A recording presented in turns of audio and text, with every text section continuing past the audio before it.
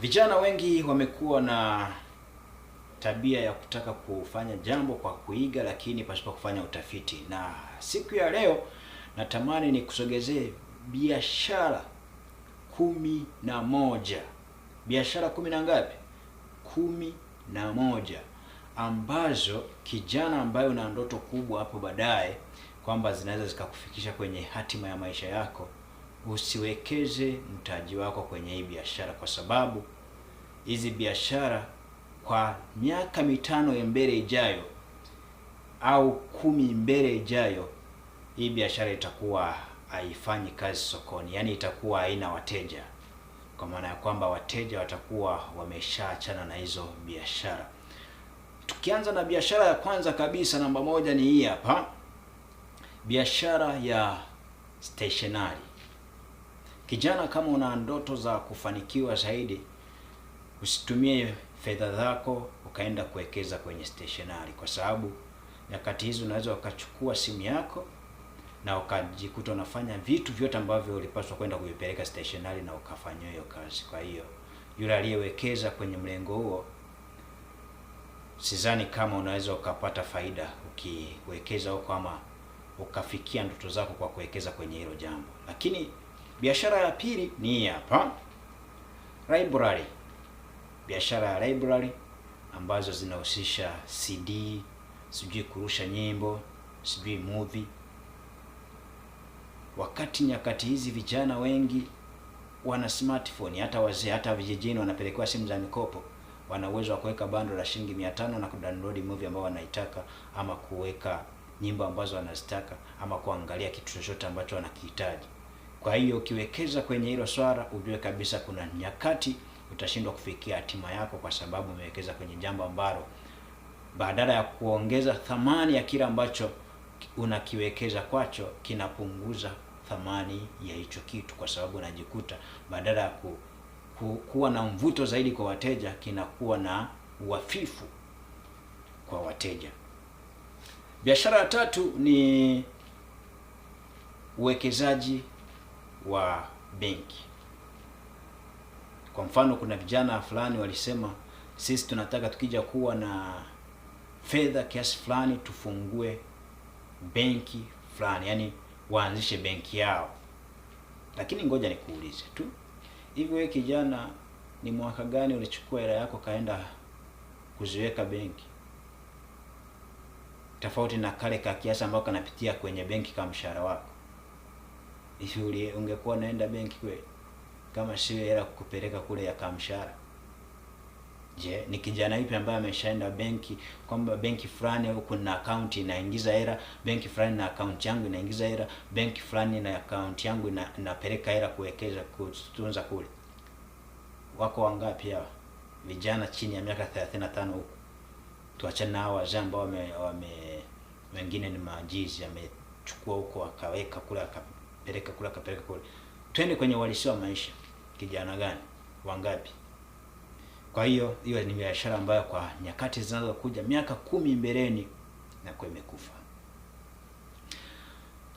Biashara ya 4 ni hii hapa, biashara ya vifaa vya baisikeli, ama pamoja hapo tujumuishe na wale ambao wanakodisha baisikeli. Nakuta mtu amenunua vibaisikeli vingi, alafu anakuambia nakodisha sijui 500 ukitaka kutumia kwenda sijui kufanya nini. Unapaswa angalie, je, kwa miaka 10 ijayo kuna mtu atakuwa anatoka nyumbani kwake anasema naenda kununua baisikeli, au naenda kununua chuma cha baisikeli fulani ili nikatengeneza baisikeli yangu kwa miaka 10 inayokuja kuanzia sasa?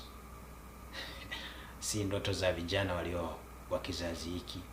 Kwa hiyo angalia kabla hujawekeza kwenye biashara ya aina yoyote, ujue kabisa kwamba hii biashara inaweza ikanipeleka mjini ikafikisha hatima ya malengo yangu, ama inaweza ikanididimiza nikapoteza dira na mwelekeo.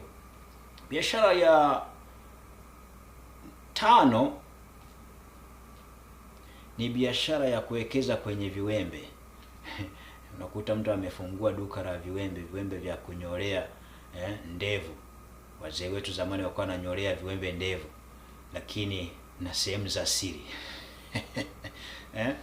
Sasa nyakati hizi duka limejaa viwembe na pini. Hivi unaenda kumuuzia nani? Na za kazi gani? Wakati kuna vifaa vya kisasa zaidi vinavyoweza kufanya hiyo kazi hata pasipo kwenda saruni, pasipo kwenda wapi, ukachukua wewe mwenyewe kaanda, kama ni bafuni mwako unaanza unamaliza. Hiyo ni biashara namba ngapi? Namba 5. Biashara namba 6 ni studio za picha mnato. Yaani zamani walikuwepo na zile kamera za ama studio za unachukua, umepiga picha kwenye kamera ambayo ina mkanda, unapeleka pale, wanakuwekea kwenye kile kinani kiboksi cha cheusi ili mkanda usione mwanga ukaharibika. Kama zipo nyakati hizi, ulishawahi kuiona kweli? Zilikufa. Kwa hiyo kama zile zilikufa, hata hizi studio ambazo bado ziko kwenye mlengo wa kupiga picha hazina miaka 15 mbele zitakuwa zimekufa, kwa sababu nikichukua simu yangu naweza kujichukua picha, nikajifanyia editing ndani ya simu yangu, nikafanya 1 2 3 ninachokitaka, nikaondoa background, nikaweka background ninayoitaka, nikafanya chochote ambacho ungekuja ukifanya kwenye studio yako hiyo ya picha mnato. Kwa hiyo sioni umuhimu wa kuja kwako kuchangia, na badala yake natumia simu yangu kujifanyia vitu ambavyo navitaka.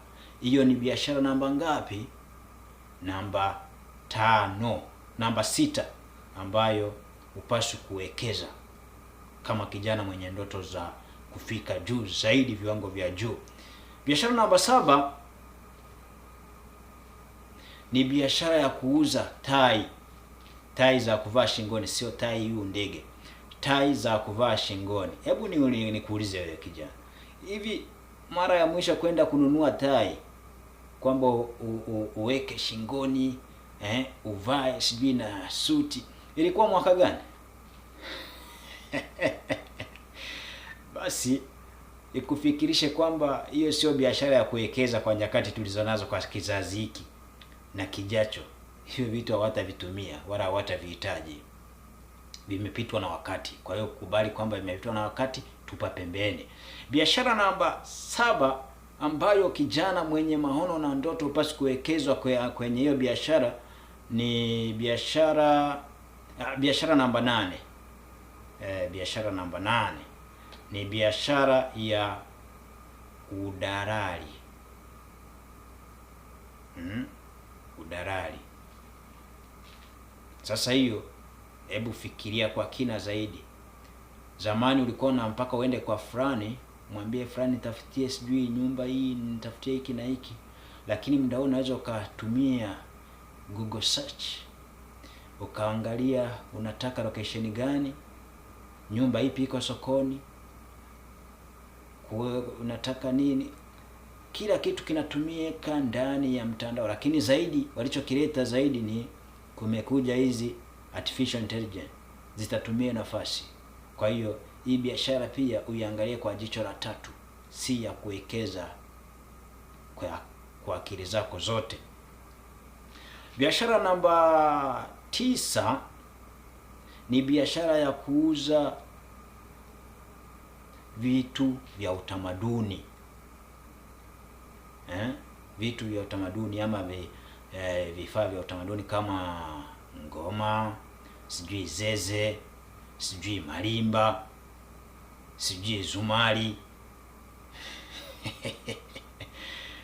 Eti unaenda kufungua biashara kwamba ngoja nifungue biashara hii ya utamaduni, niweke ngoma zile za kutengenezwa na ngozi za ng'ombe na punda, sijui ni watu watakuwa wanakuja kununua kwenda kupiga ngoma kanisani. Kanisa lipi linapiga ngoma muda huu? Labda kwa waganga wa kienyeji matunguli, na wenyewe kuna siku watatumia teknolojia, watakuwa wanaweka mziki huku unatambikiwa, unakula mziki kidogo. Sio biashara hiyo kwa nyakati hizi, kwa kwa kijana ambaye una ndoto za kufika mbali. Biashara namba 10 ni biashara ya showroom ya magari yanayotumia diesel. Utanielewa tu. Wewe unapokuwa unapita mjini, unakutana na gari ngapi ambazo zinapuliza moshi mweusi? Na kwa nini au hizo gari zingine zote unazopitana nazo hazipulizi moshi mweusi? Na kwa nini hao ambao wanatumia hizo hawakwenda kununua hizo ambazo zinapuliza? Kwa nini? Sio biashara hiyo, imepitwa na wakati pia. Sawa. Sasa hapo pengine niunganishe na hii hapa, iwe addition kwenye hili. Hata wale wanaouza mafuta ya mafuta ya taa yale ya vikoroboi yale, nani anatumia muda huu? Lini ulienda kutumia hayo mafuta? Kama si miaka 3 imepita, sivyo? Ulikuwa unaenda kuchanganyia nini? Kwa hiyo sio biashara pia. Biashara namba 11 na ya kuhitimisha nayo ni hii hapa. Ni biashara ya kuuza nguo za ndani. Kwa mfano, nguo za ndani usinichukulie hivi, usikilize kwanza mpaka mwisho. Biashara ya kuuza nguo za ndani, yani underskirt kwa kina mama. Hivi ni wanawake wangapi ambao muda huu tukienda kukagua nguo zao, ama wakiwa wamevaa na kile underskirt kile ambacho nikuta kilikuwa ni vifupi hivi alafu vina malesi kwa chini, ni wangapi wanavyo muda huu?